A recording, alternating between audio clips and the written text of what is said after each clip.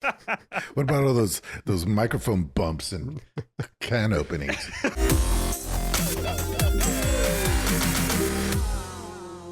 Welcome to the DL Gaming Podcast. This episode, we're going to be talking about Star Trucker, Honk Honk, Backpack Hero, and Space Marine 2. But first, my name is Christian. And I'm Bobby. I'm a free man. I went from 80-hour weeks to 60-hour weeks, and a 40-hour week starts next week. And yeah, if you're out there and you think you don't have time, and that doesn't include an hour driving each way, so. An hour it's drive? A lot, no, say it ain't so. That's the worst fucking part. Yeah. Well, it gives me time to listen to my own ineptitude on the podcast. So you've been hard on yourself, dude. Sometimes you come in, you're like, I'm sipping, I'm clanking. It's I don't know. No, don't get me wrong. I'm still the best part. I'm just gotcha. like, yeah. Picking okay, myself as long as you know. Okay. What are we plugging this week, Emilio? DLG Con. And the reason that you haven't seen a lot of movement on this is because I'm in charge of it. And I've been working like a madman. And now that time is freeing up, there's one thing to talk about. November 1st through 3rd. That's all that's important. Start working towards getting that weekend off, or at least getting one of those days off. We're going to start Friday night. We're going to game all day Saturday and most of Sunday. So that's the plan. It's a convention virtually. There's going to be more things planned during that. Like we're going to do a live podcast on Sunday, and maybe do some giveaways, play a lot of party games. I think there's been a couple. Am I supposed to be keeping track of that list of games that we're supposed to be playing? Yeah, I think you could, but we're nowhere close to November, dude. You've got time. No. Don't even. So anyway, yes, November 1st through the 3rd. Prepare to have fun. Okay, with that's us. Awesome. Oh, yeah. I saw you posted a picture of X's and O's in the Discord. Yeah. Will there be an X's and O's tournament? You know? Is that what you guys call it up there? I think many people refer to it as X's and O's, not just people up there, whatever you mean by that. I don't know. In Elysium, dude, those people. No, we call it tic-tac-toe, and it's a fool's game, man. There would not be a tournament. Okay. Because whoever goes first always wins. Do they? I don't know the strategy of X's and O's or tic-tac, whatever. Okay. On this show, we ping things, and that's just noting something interesting before we get started. And Amanda this weekend did a developer interview with some of a team she met at PAX working on this operating system horror game called Desktop Explorer. And that interview went well. It's also, the return of Amanda to your ears on the podcast, which is fun. She, how long was she on here for? About a year, right? A year ago for about a year. Mm-hmm. Yeah. Okay. I don't know Maybe the exact. more than a year. I feel like it was more than a year. It was more than a year. Okay. Yeah. Anyways, one of our beloved friends used to join us every week, but moved and had other priorities, and now is coming back, doing some interviews. So that episode will be out on Saturday. There's also a video version on YouTube. And I encourage you to click that and listen to it when it pops up on your feed. It's pretty cool. She did a great job. What are you pinging this week, Emilio? Duskmorn. I know that we have a Magic the Gathering podcast. Oh my God. Like split off here. Yeah. Spin off, but that has nothing to do with me. So okay. I play Magic the Gathering every day on my phone, and Duskmorn is coming out just like barely over a month and a half after Bloomburrow. Yeah. Bloomburrow was fantastic. Probably the best set in years, most people say. Best set since Ping Pong, some people say. Mm-hmm. Yeah. So Duskmorn is set in a haunted house, and they are going for a lot of like scary movie tropes, and a lot of nods to a lot of scary movies. Like there's a chainsaw, there's a chainsaw massacre type card. I mean, I'm surprised they don't get sued. I mean, they just copied everybody. There's clearly a Stranger Things. There's a Buffy the Vampire Slayer, but not those names. Anyway, so they're just kind of going for pulp kind of horror, and yeah, it's I was more into the Bloomborough. Nick is really into this one, but they really went for some creepy stuff. So one of the things that they're going for is the Fear of series. So there is the Fear of Missing Teeth, which is like the embodiment of fear, of people not wanting to do that, like get their teeth pulled out. Yeah. There's the fear of missing out. There's the fear of like immobility, the fear of abduction, which is the first time an alien's been on a magic card. They're really, really benching out. I saw somebody talking about this, like they're not staying in their regular realms, their regular universes, and they're kind of going full Rick and Morty, just like going completely different universes with their own rules. Right. And like it makes so much more sense to me. I mean, they've been plane walking since the very beginning. Why not go visit some crazy one, including Earth? A lot of people are thinking that Duskmorn might be on Earth. What is the other one? Oh, I don't know what this card is called, but it's a heat crab that's a skull, and it's so fucking gross. It's disgusting. Yeah, The fear of head crabs. of crabs. Yeah. What are some Anyway, alternate? Sorry, keep going. It's coming out like 5 days. The cards are already out to pre-release, and in Arena Online, they're coming out in about 4 days. Isn't going to all these different universes and introducing all these specific mechanics that happen per release, like, isn't it? Does it overwhelm you, Magic players? Like, this just happened a month ago, and now every month I have to hear about this, and I don't like it. And do you guys like it? Yes, this is a very aggressive schedule that they had. This is I think the closest 2 sets have ever come out, but a lot of stuff is all being flushed out. It's too much to explain. Yes, it's a lot, dude. It's a lot. But as far as like being overwhelmed, not really. Yeah, a month is about enough time for all the meta started to like stagnate, and then now all these new cards are coming in. Not stagnate, but it started to settle, and now the new cards are coming in. It's going to just mix everything up again. Okie dokie. All right, Bobby, what are you picking this week? So I'm going to do something rare this week. I'm going to ping something that is not video game related.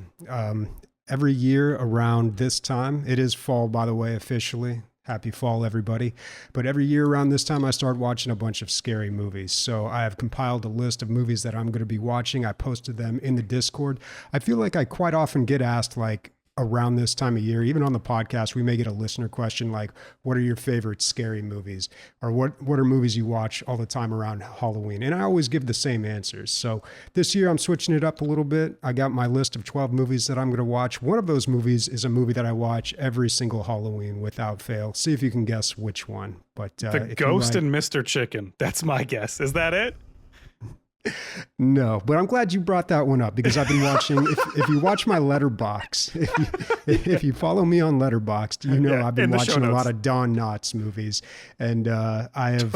It was a perfect segue from Don Knotts into the scary movies with the Ghost and Mr. Chicken. I wish you would work on the segues that good for the podcast, man. Yeah, so that was awesome. It's instead of satisfying yourself from one crazy idea to another.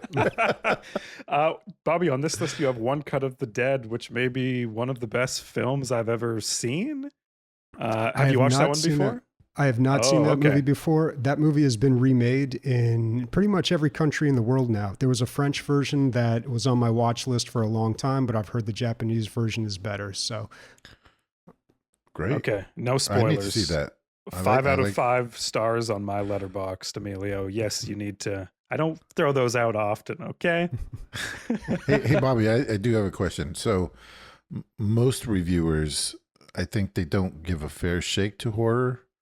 Do you add a star just for horror, or maybe not add a star, but are you a little more fair? Can a horror film be a 5-star? Yeah, I don't know. I mean, that's a big conversation, like what actually qualifies as horror. But I think a lot of people who review movies, they respect horror movies. And I mean, there's a lot of good ones out there. It's really like the Academy that looks down on them. Like a horror movie is never going to win an Oscar, but people like your YouTube reviewers, or even, like the older generation, like even Roger Ebert liked horror movies. So, Gotcha. One Cut of the Dead. One Cut of the Dead. You gotta watch it. Yeah. Cool. Oh. And that's the version you saw, the Japanese version? Mm-hmm. Yeah. And I was like, wow, this is great. Cool. This is a great list. I'm looking for spooky movies too. If you're out there looking for spooky movies, maybe we can link this list in the show notes. I think that would be cool. People can watch along with our good friend Bobby. Okay, no, Christian, you don't have to look at it. They're right here. There's a complete list right here. The complete list. There's no searching. You're right. One. Yes, you're right. This is it. This is the final TikTok. The list is here. Okay. Highlights, games that we have been playing, and Bobby's going to start us off with another promise made and another promise kept from last week. Wow. Wow, the consistency. It's you crazy. know what? I wish I could agree, but no, I broke my promise. Last week I said I was going to play Backpack Battles, and this week I played Backpack Hero. Dude, wait, hold on. So you brought this one up and you said it's very similar to the other one, but the other one was cheaper and had better reviews, but then you went with the more expensive, less reviewed? I did. Gotta hear why. We gotta hear why. We gotta hear why. So Backpack Battles was a PvP inventory management auto battler. Backpack Hero, single player, more of an RPG style. And I thought it was going to be, so this all started last week when I played Mega Loot, and I was like, dude, this inventory management genre, I got to check out more of these. This game is not so much about inventory management. It is really more of a roguelike, and there's turn-based combat. Mega Loot, you would just like focus on getting your inventory set and then just hit that attack button over and over again. This one, there's a method to how you attack things and like in what order you do things. And you have different engagements throughout the dungeon and different encounters. Like it's completely different. So I was a little surprised by that, but I still enjoyed it. I just had to kind of like adjust my expectations because it was so different than what I was expecting. It's a pretty good game. And it is on sale right now, by the way, GOG.com. It's like 20% off. So good time to pick it up over there. So like I said, the focus isn't entirely on inventory management, but that is a big part of it. Not only are you trying to place items in your inventory to... Not only. Now hear this? But you're doing that as you go through these dungeons and you fight different creatures. But where Mega Loot, I think, failed and it didn't have that meta progression, this game has plenty of that. So when you go into the dungeons, you collect a bunch of loot, then you come back to this village that you're trying to rebuild. They do this in video games all the time, right? Ooh, our village needs to be built. So you build the tavern. Yep. Yeah, that old chestnut. So we... Chestnut? Sorry. Keep going. Chestnut? That's a quote from a movie. I can't remember which one right now, where he says, that old chestnut. Mike Myers says it in a Mike Myers movie. I think it's an Austin Powers movie. Anyway. Even my grandfather was rebuilding towns, but actually physical towns that fell down. Yeah.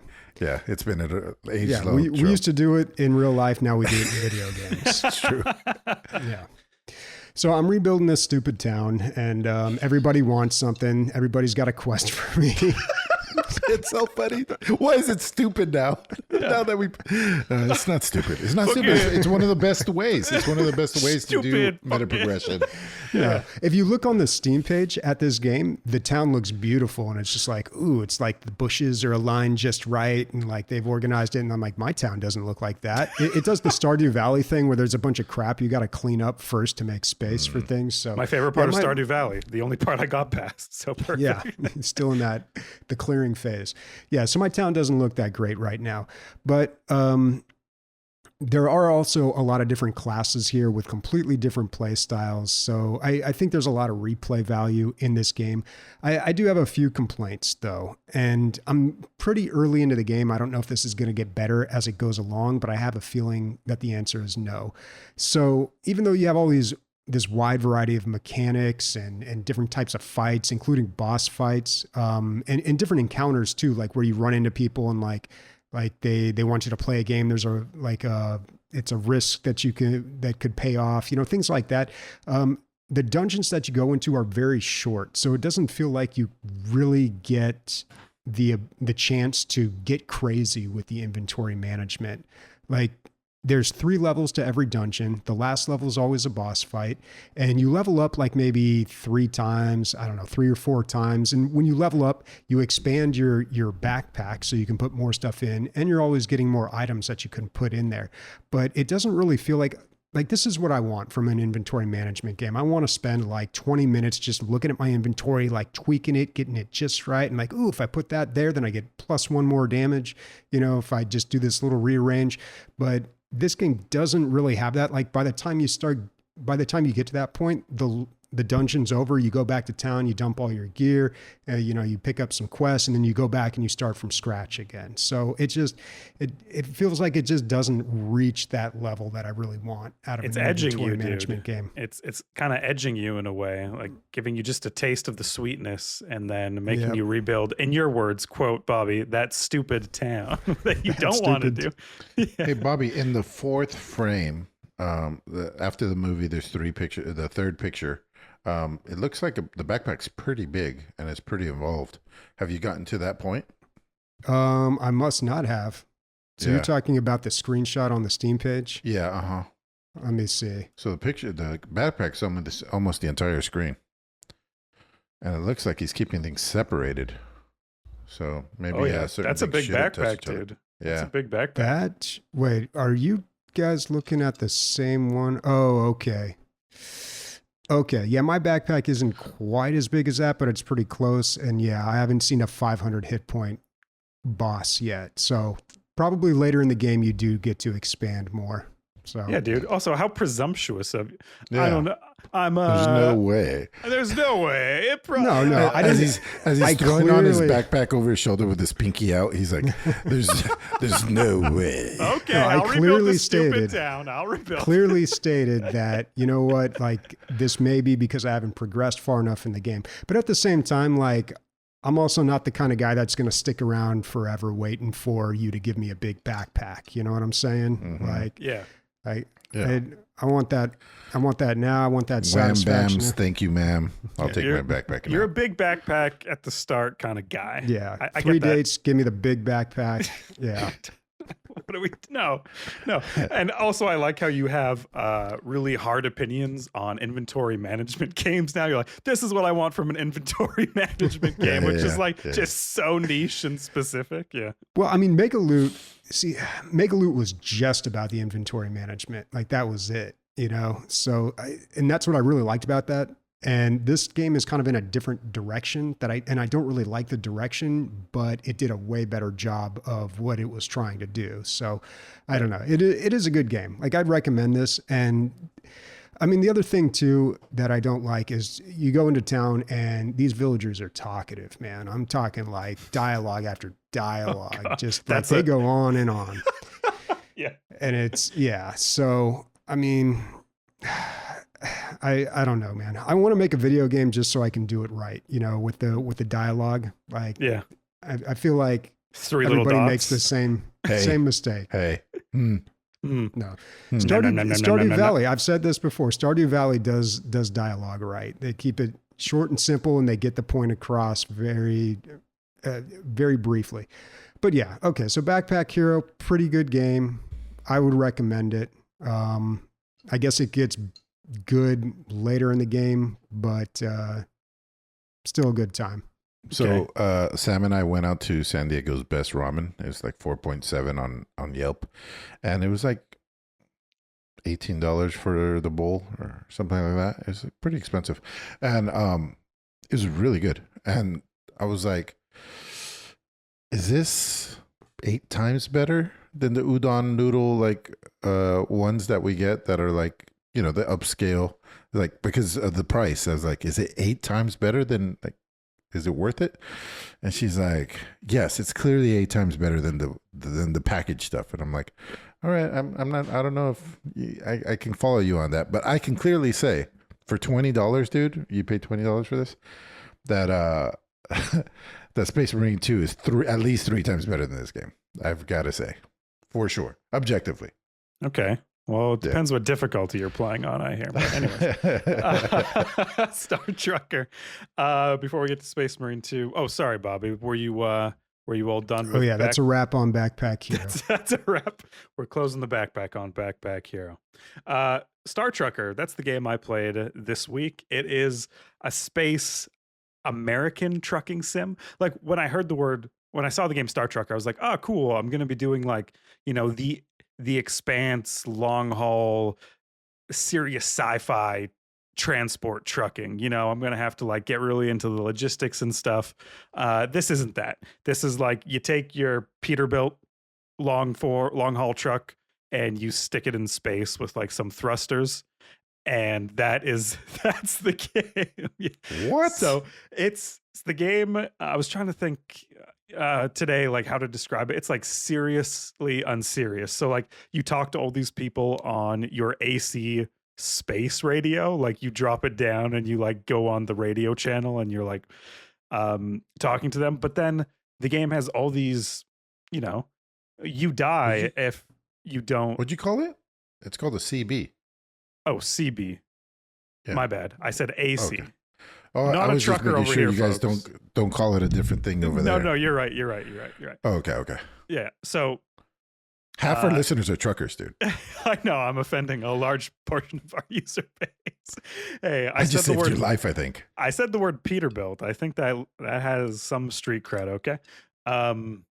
So this game reminds me of Hard Space Shipbreaker because it also kind of walked the fine line between like the mechanics in the game when you were actually like welding and decompressing the ships. In Hard Space Shipbreaker, you play as like this space welder that deconstructs spaceships for cash because you're in debt. And the debt mechanic is like you're like $11 billion in debt and you're never going to pay it off. And there's like these funny world building things around it, but the actual mechanics of the game is serious. And that's kind of like what this game is doing. Every subsystem in your truck requires power. Some require an air filter. Some require computer components. It's all very serious. Like every dial has something behind it that can be changed out or modified. And there's a lot of dials. And I'm like, do all these dials do stuff? So I started clicking stuff. Yeah. Spoiler alert. They all do something. Don't click random buttons because you'll like decompress all the oxygen from your cabin and you'll die. And then you'll have to restart the game. It's a fun time. I was looking through some of the Steam reviews and people were saying, you know why I play these games? I just want to relax on my computer and I want to go from one spot to another while looking at beautiful scenery and upgrade my truck as I'm doing that and listen to some good music. And I'm like, yeah, I can see the appeal of that after a hard day of work. That sounds awesome. And this game is beautiful, like the nebulas that you see, the space stations that you come across, like a lot of work went into the atmosphere of the game. So that part I feel good on. There's space highways in this game with space road signs. And like I come into a system and the highway's in front of me and I have to go like hard left. But the highway has this like circuitous route through this like space station city and it's very complicated. And I'm like, okay, why wouldn't I just go as the crow flies? I'm in space. I'm not on ground. I'm in a spaceship, motherfuckers. So I take a hard left and I lay on the gas, which by the way, the speedometer is measured in miles per hour, like in space. Like an old, like how a speedometer and an old truck would be. It is a trucking game after all. I'll be dead by then, but I'm gonna go ahead and say that cargo transport in space is gonna be called trucking. I think it might. Okay, put that in a time capsule. Send us to the civilization that replaces us once we kill ourselves, and we'll see. So I make this hard left and I'm going through open space. I'm like, easy. I'm not going on the space highway. That's stupid. And then I get pelted with like all this debris and I'm like, oh shit. And it starts cracking my windows and affecting my engine quality. And all these lights are going off. Beep, beep, beep. Decompressing your truck is, having a hard time. And so I stop the truck and I jump in my spacesuit and I go out and I try to like repair as much as I can. And I look around me now that I'm outside and have this 360 view, because before I'm in like a cab and it's like kind of a narrow focus, and I'm realizing like I can never get through this debris field, and I also can't go backwards. Like I'm porcupine stuck in the middle of like, you know, I have to go so slow. It would take me so long. So I just restarted the game. I was like, okay, Space Highways, you win. Restarting the game, and I'm gonna always go on your stupid fucking little circuitous highways. And the steering in this game is difficult. Like it gives you a lot of, I want to say, traditional truck mechanics. Truck drivers, don't come at me, but like I have to like back into space stalls, you know, with my cargo behind me. And sometimes I have like, you know, if you have like 3 trailer hitches on the back, that can be pretty tough, you know? So like when it's easy to hit things, and I don't want to go through the space station, but the game is making me do that because it's part of the challenge of the game, you know, as I assume it is in normal trucking, when you have to like go through cities and annoying locations just to get to where you want to go, which is like, yeah, dude, you have to take the cargo where the people want the cargo. There's no way around that. There's no getting off the highway. Yeah. I was approaching a space gate, which you go up to it and then it counts down maybe like 6 seconds, and then one person at a time gets shot through it to the next system. And I just delivered my haul, and I see this guy coming, complete asshole, blue truck, you know, super shiny, thinks he's hot shit, and he's gunning it to the gate. And I'm like, no way, motherfucker. So I put my gas to the pedal, and I'm going so fast that I nearly hit the space gate. And I slam on the brakes. I'm like, got there first. This buddy is laying on the horn behind me for the whole time, like 30 seconds. I'm like, wait, that's kind of cool. And so I go to the next system. Like in hyperspace, he's honking at you? No. Only one person at a time can go through, but the gate takes time to charge up. So I butt in front of him. Is this multiplayer? No. It's the NPC, which I thought was awesome, by the way. Yeah. He's laying on the horn. I'm like, nice touch. This asshole. And so whatever, I go through the gate and I pick up my next job. And as I pick up my next job, I realize that I have this doc in the line item. There's this huge contract they make you look at and sign. It's like insurance indemnity and like dangerous good transport, like driver acknowledges, et cetera, et cetera. And one line item was like professional conduct. And I had like $1,000 taken off my paycheck before I even delivered this load because I got in front of that guy. I assume, I don't know what else I did wrong. I was being a good truck driver until then, but yeah, so don't cut in people in front of the space gate. I think that's probably bad manners. The last thing is you go into debt really easily if your vehicle breaks down, which kind of seemed like it could happen randomly, and like, oh, I need to replace that air filter. But I'm in the middle of the highway. That kind of sucks. These people will come to your truck and they'll repair it if you can't get to the station. And they charge a lot of money. These space gougers, dude. These fucking parasites of the these assholes, these stupid bitches from stupid towns. The price of convenience, dude. Yeah. The price of not being prepared, I suppose. But I'm a new space trucker, okay? I think they should go easy on me. And I went into so much debt. And after already restarting a run, I kind of just wanted to restart again now that I knew how much. I was like minus 20 grand, and each contract nets me $3,000. I'm like, I'm doing the math on this, guys. Space bucks. Yeah. So Star Trucker, super cool. I haven't played a sim like this since Hard Space Shipbreaker.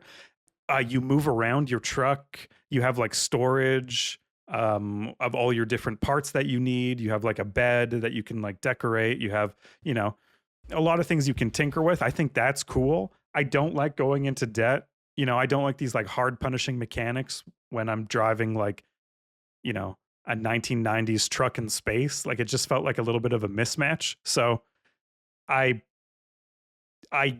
do recommend the game, but just be careful out there, okay? I'm playing on medium difficulty, and a lot of the reviews said play on driver difficulty, which is the easiest one, and you'll have a way better time. Your truck will break down randomly less.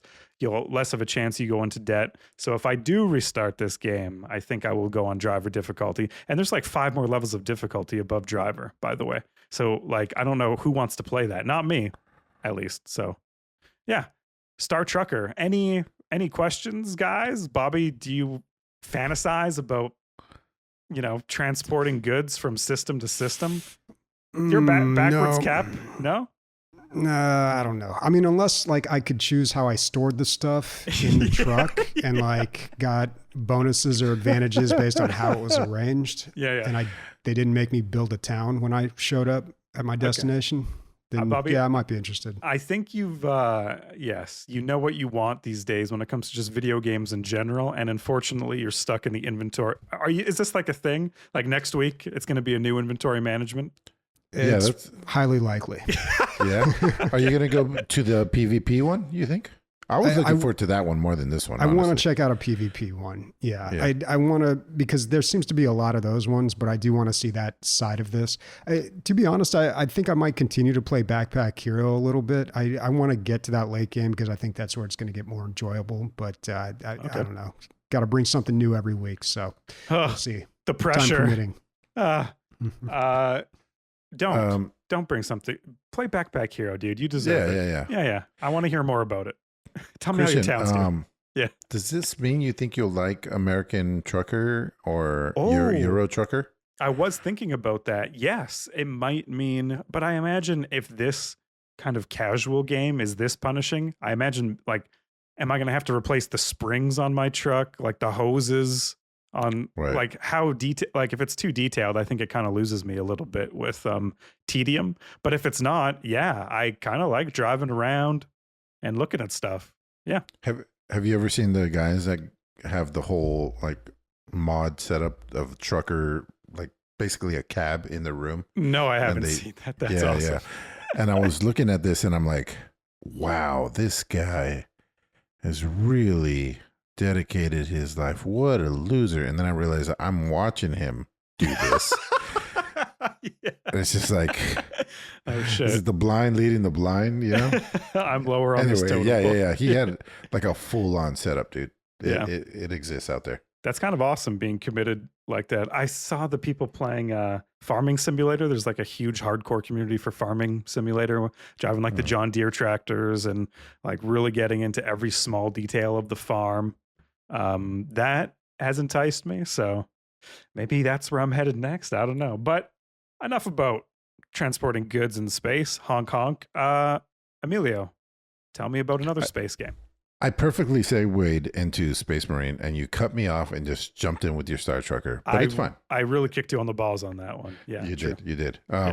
Anyway, so Nick has talked too much about this already, so I will talk about other stuff.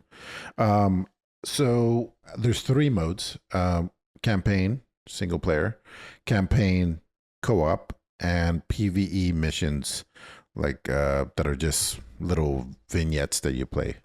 And of all 3, that was the most fun for me because there's 6 classes and there's skill trees, and you can really customize your character. And within those classes, there's 3 different weapons you can pick. So and then as you go down the skill trees, you can really start to customize and look completely different. Captain Gummy jumped in our game and he looked awesome. I was like, it's like that moment in WoW when you see somebody like flying for the first time, and I was like, oh, you can get those paints? Like that could be me. It was very cool. Yeah. So that was very cool. The campaign is good by itself, but it's like, it's like a God of War kind of hack and slash game. I'm hearing myself twice. Is it coming from somewhere? Now that he's walked away, it went away. Anyway, so that is the most fun mode for me. I did run into an issue, and I wanted to get your guys' opinion on it. So I was playing with George and Cricket. And Cricket is like, a god amongst gamers. You know, he's very, very good at video games. And so he, I was playing on veteran, and I just started the game. I don't know, but generally I play on hard, just in general, and then I adjust from there. And so I realized that it was too hard for me. But by the time I realized that, two people had joined my game. So now I'm in a difficulty that's too hard for me. And Cricket and George, Lotion, jump in, and we're playing together. And we're dying a lot, but we're kind of scraping by. And we get to like the end of the level, and there's just no passing it. I mean, we might have wiped 15 times. It was rough. And Lotion was just like, I'm not having fun. I'm out, and just fucking rage quit. And I was like,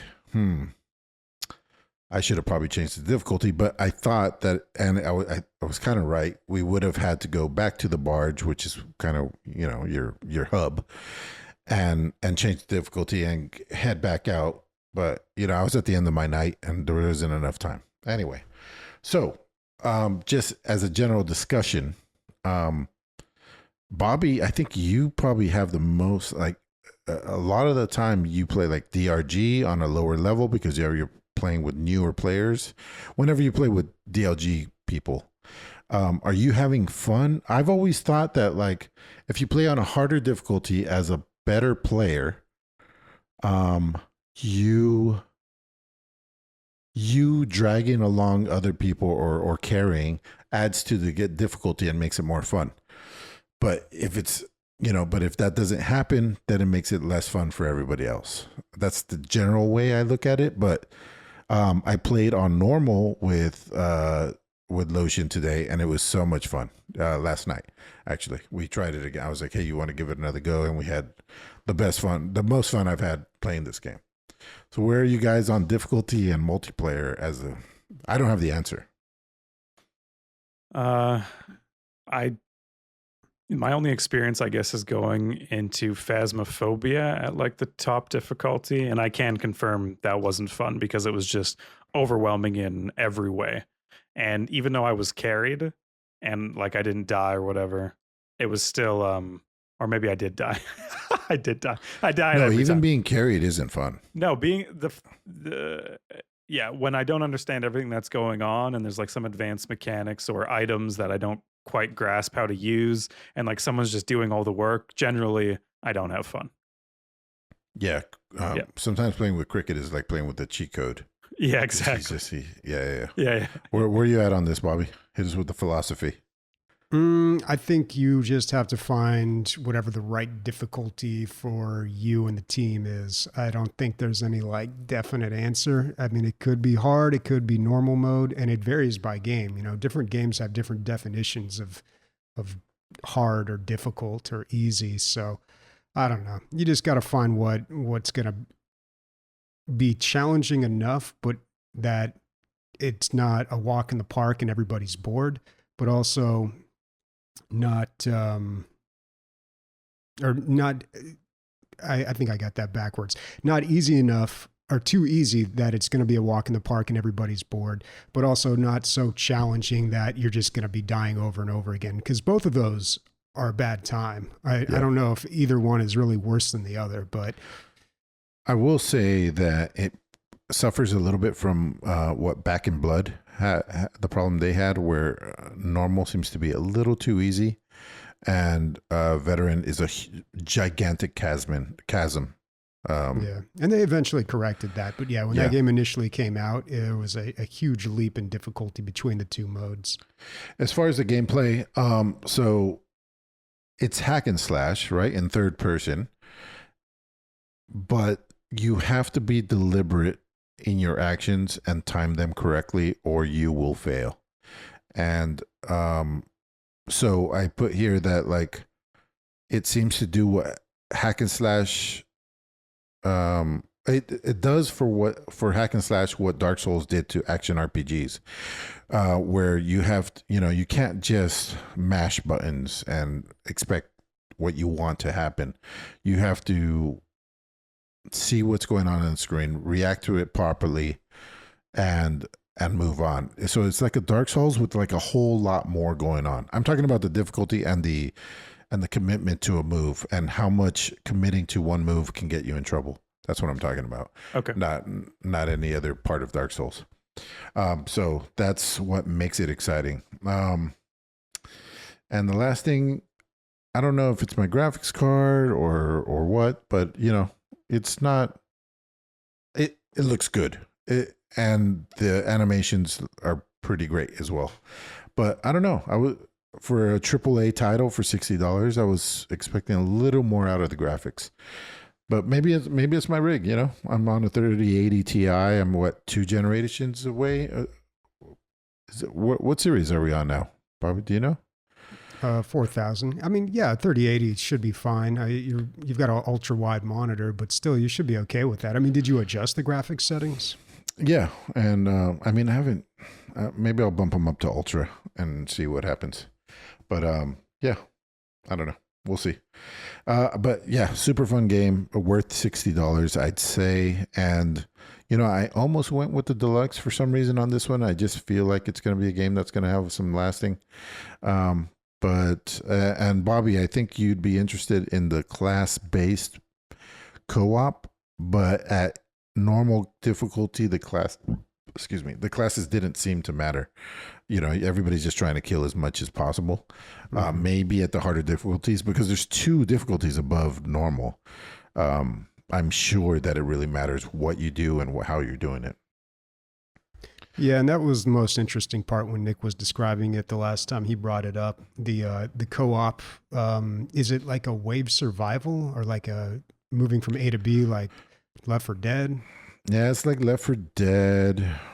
Yeah, it's like Left 4 Dead with 3 in third person. You know what's funny too is your character takes up about 25% of your screen. Like, think about it, like huge thing that you can't get. It's always there, and somehow it works. It works. I think they're really trying to like tell, like, you are a tank of a man. You know what I mean? Like, that's what they're trying to get across. And at no point was I like, oh, I can't see what's going on or anything. They did a good job with that. You're like a hulking motherfucker, and you feel like it throughout the whole game. And the alternate classes do feel completely different. Like, they don't have melee, which is most of the game in the single player, in the campaign. Yeah, I would say a very good game. Nice. On the third person look of your character and your character taking up 25% of the screen, there was on the r/deadlock subreddit, there's an interesting discussion on the deadlock heroes and how much detail goes into the back of them.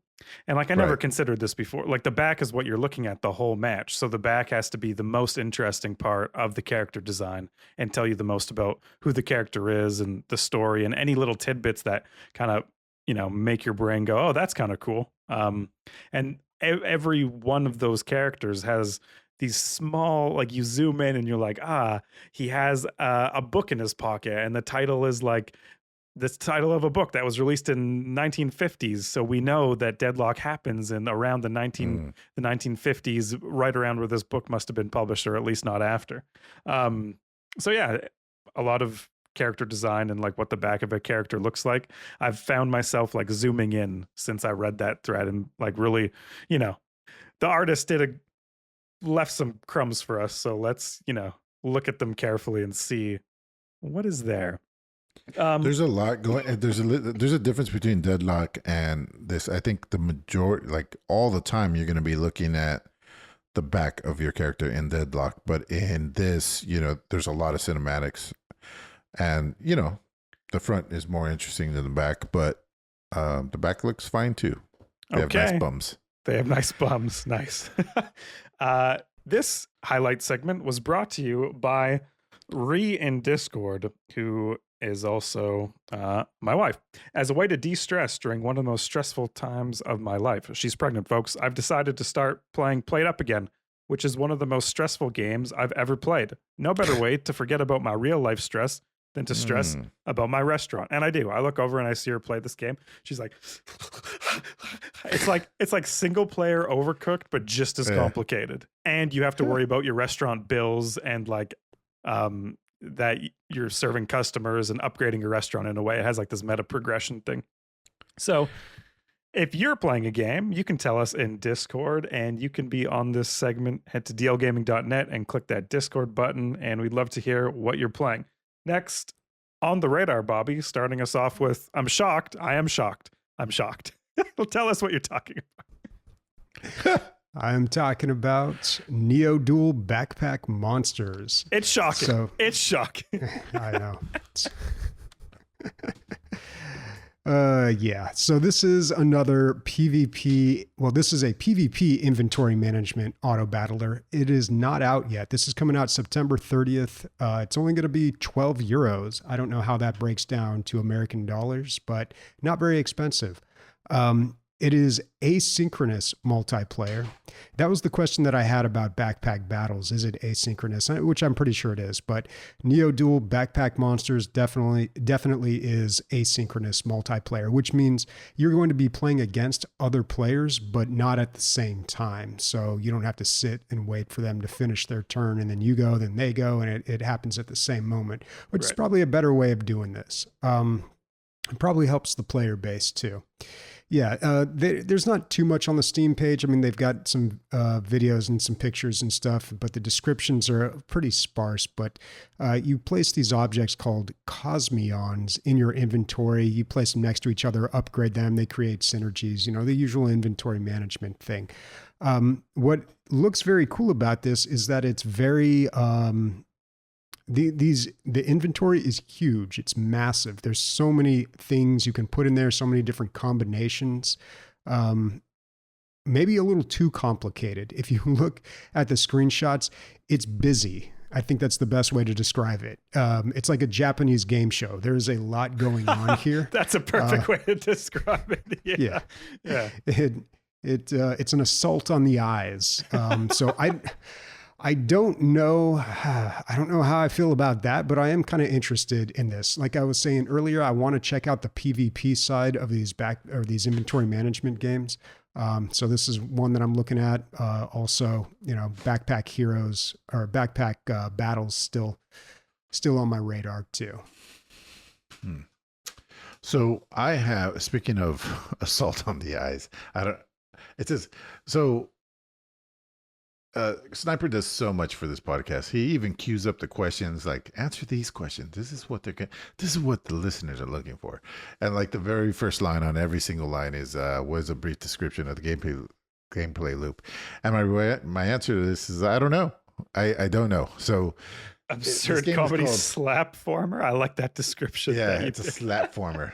So, that's how they describe themselves. And it's like this dumb little cartoon game, English comedy, I think. It's overwhelmingly positive with 2,600 reviews.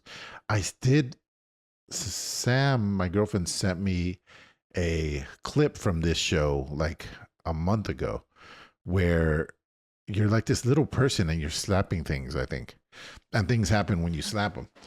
And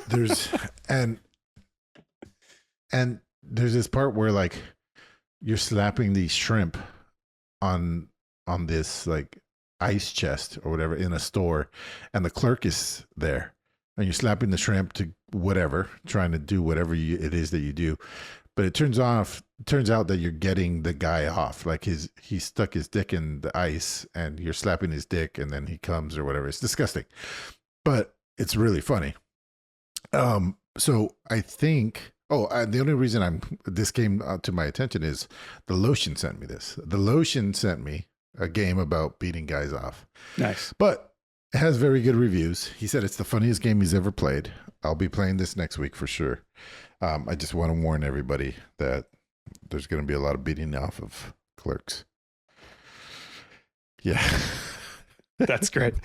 Did we go through that entire thing without saying the name of the game? No, I said, thank goodness you were here. I think I did. I'm pretty sure I did. I don't know. I said it quickly. It's called Thank Goodness You're Here. Hey, thank goodness To you're beat me saying off. that. Hey, perfect. A slap former where you beat people off. That's cool. We're gonna I don't think that's the main thing. I think that you is slap a bunch of things. right. But Yeah. a cool mechanic. Some would say the best of the mechanics involved. Right. Out of all the Correct. mechanics, when you make the dick come, that's cool. Okay. We're going to mosey on down to the game where you make money guessing a video game sound. Guess what, folks? $65 in the pot. Those are your hard, wrong guesses, building the prize pot bigger and bigger every week that we get a guess wrong. We put $5 more in the pot. You email pixelshitshow@gmail.com to guess. Patrons get 2 guesses. And this is the sound you've been guessing for so long.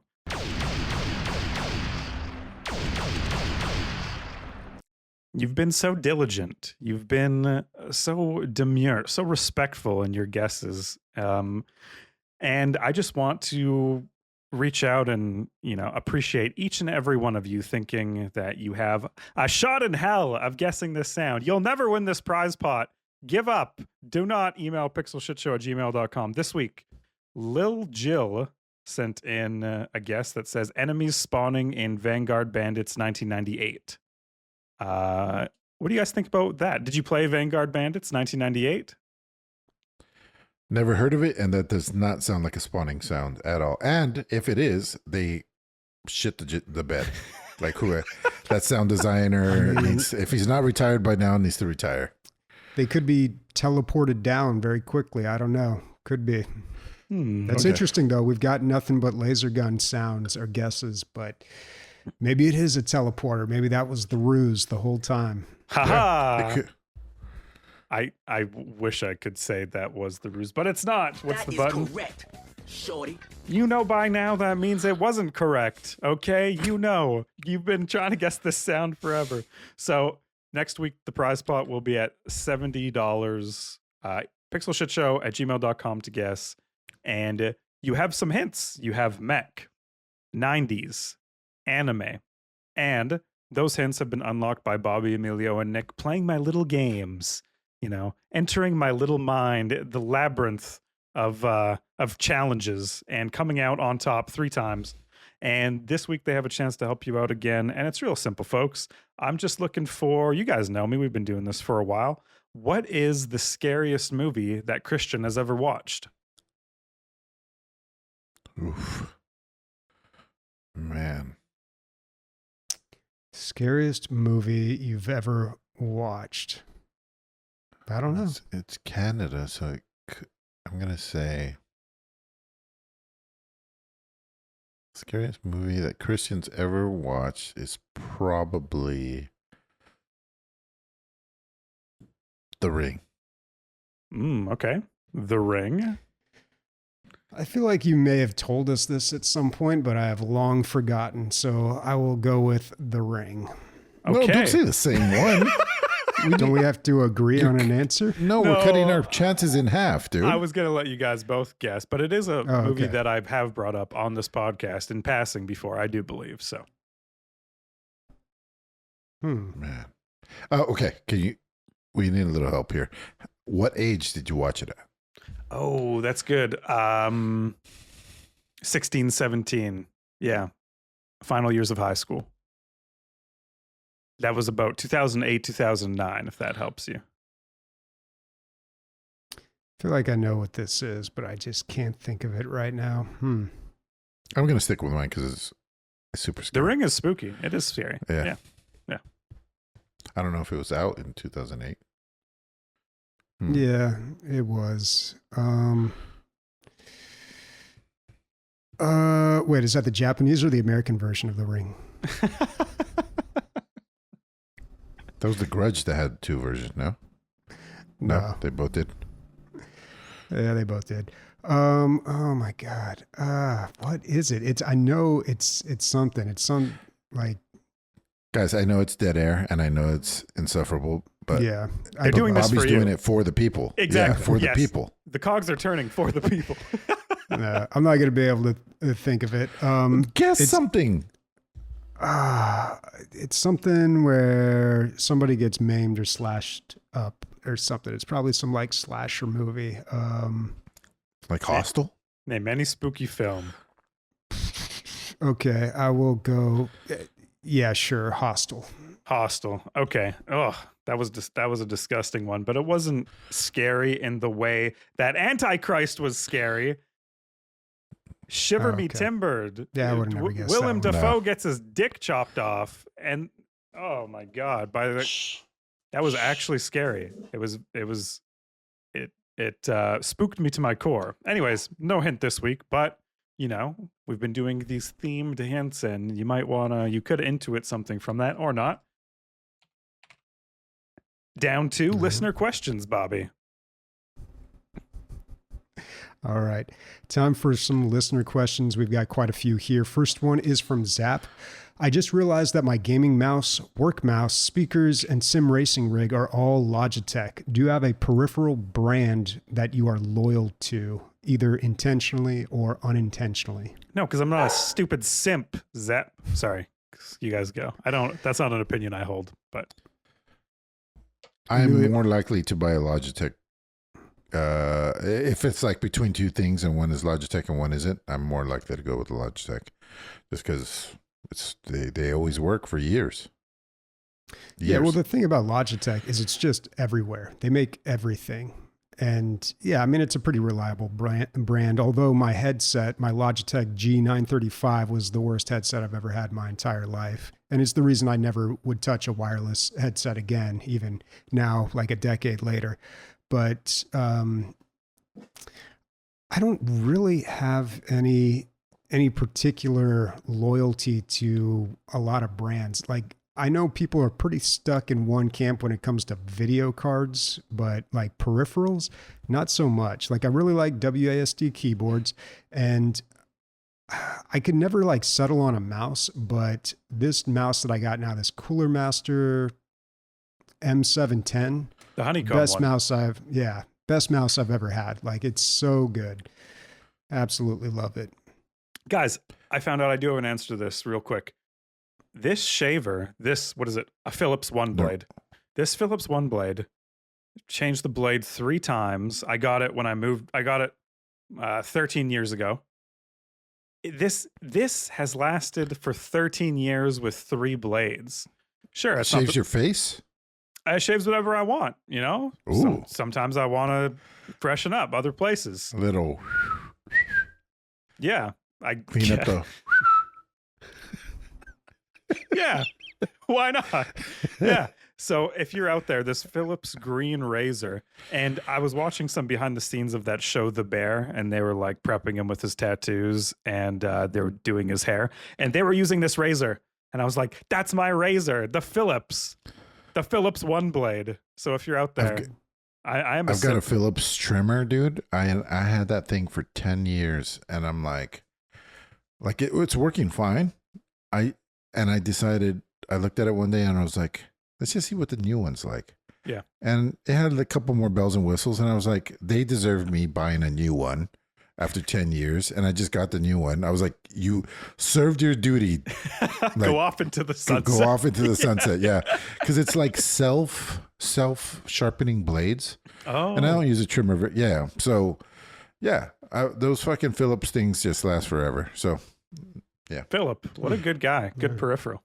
Yeah. Maybe they should make gaming mice and keyboards and They should. headphones. Let's expand this a little more. If you're just, what company overall are you diehard for in anything?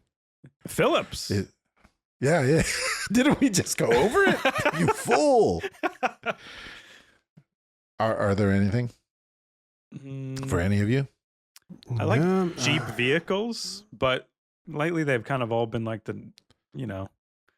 they've released a line of like normal suburban mom vehicles, like every other vehicle line, and they've lost my respect for that.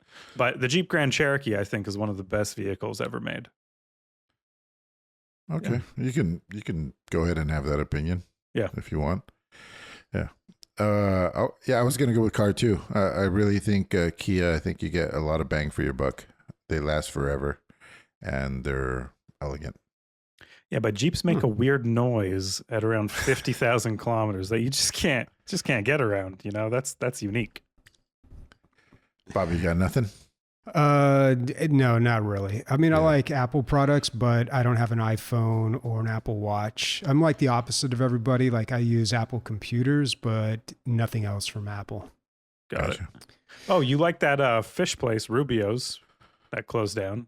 Would you Yep. say? Yeah. They've been closing down a lot of Rubios. Yeah, I don't know. We're really expanding this, aren't we? It's like gaming peripherals, just any sort of brand of any like Okay, tool. let's go to Jay Beck Quest. No, Zap's got another question here. Oh, sorry. He asks, what difficulty do you play games on and why is it the right choice for you? Easy. Honestly, these guys know. Emilio and Bobby have joked about it. I'm not the best at video games, at least not multiplayer, Twitch-based, reflex-based, first-person shooter type games. So, And that's okay. No, I mean, it's fine, but I play on easy because that's just fun for me. Yeah. Yeah. Well, the answer is whatever the most fun is, right? Of course. Yeah. But I mean, to some extent, I want to stay sharp, so I want to push myself a little bit. If I don't fail ever, that's not fun either. That's just me playing through an experience. Yeah. Right. I want to push myself a little bit. So it's up to the designers really to that gap between normal and hard has to be perfect, and then have a nightmare mode or whatever on top of that. That I'll never go there.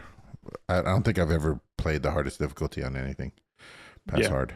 Me and my brother beat Halo 3 on Legendary, and it took us, I think it's like a 3-hour campaign, but it took us from like 8 in the morning to like 3 in the morning the next day, and it was not fun. like we died at the last level 30, 40, 50 times, and do not recommend. It's not worth the Xbox 360 achievement, folks. Not worth it. I will always play a game on normal because I feel like that is the intended difficulty of the developer. Like they designed the game to work on that level. It's the baseline. And then if you deviate away from that, then they had to make adjustments that may or may not work. So I'll always start a game on normal, but I don't know. If it's like too easy, then maybe I'll bump it up to hard. And I really like it when games allow you to change the difficulty mid-game, which is happening more and more. Yeah, it's really common now. You rarely actually see it the other way around, I think. But yeah, I'll always start a game on normal, especially like a single player game. It's like, who cares, dude? Like, I'm not going for the achievements, and I'm not like trying to brag about like beating a game on like a super hard difficulty mode, because by the time I do that, people are like, nobody's playing that game anymore. Nobody cares. That was me in Cuphead. Like, that's the one time that I was like, I got to beat this just to prove it to myself and so I can brag about it. And did you? But You since did then, it? I did, yeah. Oh, that's awesome. Cool. Yeah, but some people beat it on hard and make me look shitty. Anyway, next one. All right, next question from Jay Beck Quest. What's the most immersive gaming experience you've ever had? It's got to be Half-Life, Alex. In that game, you have this like whip mechanic to grab things, and it becomes second nature. Like they took away what would otherwise take you out of the game, which is reaching out and grabbing things. That's the thing that like kills the immersion. You just picking up a box never feels right in VR because you can't feel the box. So they give you this laser whip and you whip it right into your backpack and you never hold the thing. And then everything else is super immersive, right? So I get into this firefight, whatever, blah, blah, blah. And the firefight's over. I had taken cover behind these boxes and I go to stand up and I put my hand out to put my weight on the crate to help myself get up. But there's no crate there. It's a virtual crate. So I fell forward onto my face in my gaming room. And yeah, that was pretty immersive. When you like you're hallucinating items being there, you know? Yeah. Oh, that I had a different answer to this, but we used to play a lot of Rock Band in my friend's basement, and we used to play for a long time. And we used to make these peanut butter weed crackers. We'd have about midway, get us really into it. And one time on like a marathon session of Rock Band, we all took a break and like looked at this blank wall. And we were like, dude, do you see that? Like the notes from Rock Band were going down the blank wall because I've been playing it for so long. They were like burned into my Right. fucking irises. My brain Yeah. was making up. So anything that can make you feel like a rock star, Rock Band, playing the drums, singing, and riffing on the guitar, and then you look at something in real life and you still see the notes. I think that's pretty immersive. Yeah. My sister said that she used to play so much Pac-Man that she's old. She's like 60. Yeah. So she played so much Pac-Man that she would close her eyes at night and she would see the level because it's always the same. The level never changes. That's And awesome. yeah. That's cool. Oh, old people. They have such cool. I used to play so much tag. I was a fit and well-adjusted child. I think that'll happen with just about any game you play, though. That's happened to me with multiple games where I see it when I sleep or I close my eyes. All right, next question is not a question. This is actually in response to something I said last week. I mentioned that going to Disneyland with just me and my girlfriend, 2 grown adults in Disneyland full of kids, was a little weird. But Lincoln says, Bobby, don't worry about Disneyland. I live in Canada and took my 7-year-old to Disneyland. 2 years later, my wife and I left our daughters at home while we went and had the best time ever. So I should probably, I was thinking about that. Disneyland and Biblioclasm in chat says Disneyland is for adults. It is not, man. There are a lot of strollers there. You got to watch out. I said last week when you said that I think the majority of people there do not have kids. I think it's true. Yeah. At Disneyland? Yeah, I think know, so. Man. Well, it depends what time you go to. This last time I went during the Star Wars night. And of course it's late night, so there's hardly any kids there. That was the best time I ever had at Disneyland. Like, I don't think I'm ever going not at night ever again. It was fucking amazing. Mm-hmm. The mushrooms helped, but even without the mushrooms, it would have been fucking sick. 8 out of 10 with mushrooms, 10 out of 10 with her opposite. Yeah. Yeah. SeaWorld, same thing, man. So many strollers. But, I should also mention, too, that both my girlfriend and I work in education. Me, not so much anymore, but we were around kids all the time. So, like, when We you go out, despise them. pretty much. When you go out, you don't want to deal with that, man. It's exhausting. But yeah, I mean, Disneyland, you can have a great time, but I feel like a lot of the adults there are on drugs. Like, that's a pretty popular thing to do for people to go to Disneyland on drugs. An interesting mix. A bunch of kids having wholesome family time and a bunch of adults separately on drugs. Yep. Yeah. It's a wild time. All right. And we also have another comment. So this is a bit of a correction. This is from Morconius. He says, I need to make a correction from last week. Emilio brought up Searching for Sugar Man, and he was right about one thing. It is a fantastic documentary, very impactful and emotional, and an important commentary about racism and closed societies. The major detail he got wrong is that Sugar Man is an African-American musician from Detroit. An African-American musician from Detroit got big in apartheid South Africa, not Australia. This detail is important because Sugarman, I keep wanting to say Sugarman. That would be fun. It's Sugarman, right? Okay. All right. Didn't see a penny of sales there because of the apartheid and inherent racism in the music industry.